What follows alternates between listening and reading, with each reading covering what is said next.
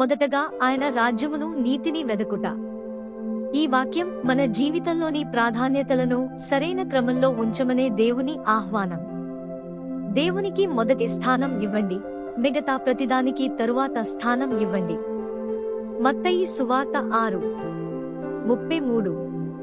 కాబట్టి మీరు ఆయన రాజ్యమును నీతిని మొదట వెదకుడి, అప్పుడవన్నీయు మీకనుగ్రహింపబడును. మనము భూమి మీద నివసించున్నట్లు మనకు ఆహారము, బట్టలు, ధనము, స్థాయి, నివసించుటకు ఇల్లు మనకు అవసరమై ఉన్నవి.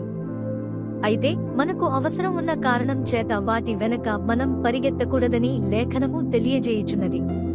అనేకమార్లు మన జీవితంలో క్రీస్తుకు మొదటి స్థానము ఇవ్వని కారణం చేత మన జీవితంలో కొరతలు, ఇరుకులు, సంతోషం లేకపోవడం, సమాధానము లేకపోవడం, మన హృదయములో నెమ్మది లేకపోవడం వంటి పరిస్థితుల గుండా మనము వెళ్ళుచున్నాము. ఈ లోటుకి కారణం ఏమనగా మనము క్రీస్తు కంటే మన అవసరతలను ఎక్కువగా ప్రేమించడం. వెదకడం అంటే కేవలం వెతకడం మాత్రమే కాదు, హృదయపూర్వకంగా అన్వేషించడం, బలంగా కోరుకోవడం మరియు దానిని జీవితంలో అత్యున్నత ప్రాధాన్యతగా ఉంచడం అని అర్థం. 1. మొదట దేవుని రాజ్యాన్ని వెదకుడి అంటే ఏమిటి?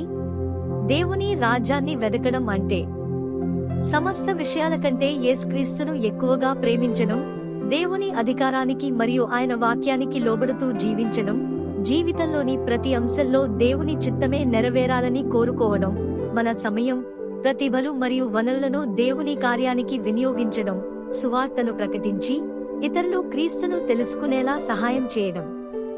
యేసు ప్రభువు చెప్పేది ఏమిటంటే దేవుని రాజ్యమే మన జీవితంలో మొదటి స్థానంలో ఉండాలి. అది మన ఉద్యోగం, ధనం, ఆస్తులు, ప్రజల ప్రశంసలు మరియు మన స్వంత ఆశయాల కంటే కూడా ముఖ్యమైనదిగా ఉండాలి. 2. ఆయన నీతిని వెదకుడి అంటే ఏమిటి? దేవుని నీతి 2 విషయాలను సూచిస్తుంది. యేసుక్రీస్తుపై విశ్వాసం ద్వారా దేవుడు అనుగ్రహించే నీతి. మన మంచి క్రియల ద్వారా మనం ఎన్నటికీ నీతిమంతులం కాలేము. యేసుక్రీస్తు మన కొరకు చేసిన బలి కారణంగా దేవుడు మనలను నీతిమంతులుగా ఎంచి ప్రకటిస్తాడు. ఇది విశ్వాసం ద్వారా పొందే రక్షణ అనే ఉచిత వరం. నీతిమయమైన జీవితాన్ని జీవించడం. ఇది ప్రతిరోజు కొనసాగించే ఆత్మీయ ప్రయాణం. క్రీస్తును రక్షకునిగా స్వీకరించిన తరువాత ప్రతి విశ్వాసి దేవుని వాక్యానికి విధేయుడిగా జీవించాలి, పరిశుద్ధతను వెంబడించాలి, సత్యాన్ని మాట్లాడాలి, ఇతరులను ప్రేమించాలి, తమకు అపకారం చేసిన వారిని క్షమించాలి, దేవునిపై సంపూర్ణంగా నమ్మకం ఉంచాలి, నిజాయితీగా మరియు న్యాయంగా జీవించాలి, పరిశుద్ధాత్మ నడిపింపులో నడవాలి.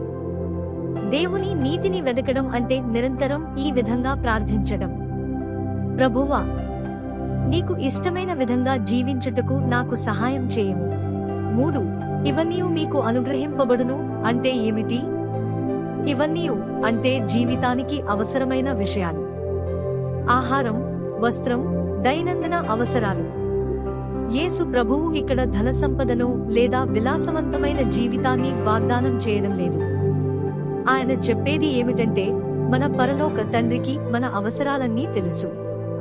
మనం దేవుని రాజ్యానికి, ఆయన నీతికి మొదటి స్థానం ఇచ్చినప్పుడు మనకు నిజంగా అవసరమైన వాటిని ఆయన తన విశ్వాస్యత ప్రకారం సమకూర్చుతాడు. కాబట్టి మన అవసరాల గురించి ఆందోళన చెందకుండా మొదట దేవునికి ప్రాధాన్యత ఇచ్చి ఆయనపై సంపూర్ణ విశ్వాసంతో జీవించాలి.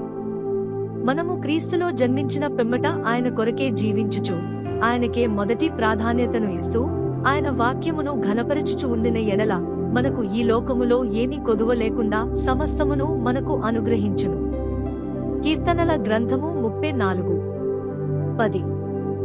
సింహపు పిల్లలు లేమిగలవై ఆకలిగొనును, యెహోవాను ఆశ్రయించు వారికి ఏ మేలు కొదువయేయుండదు.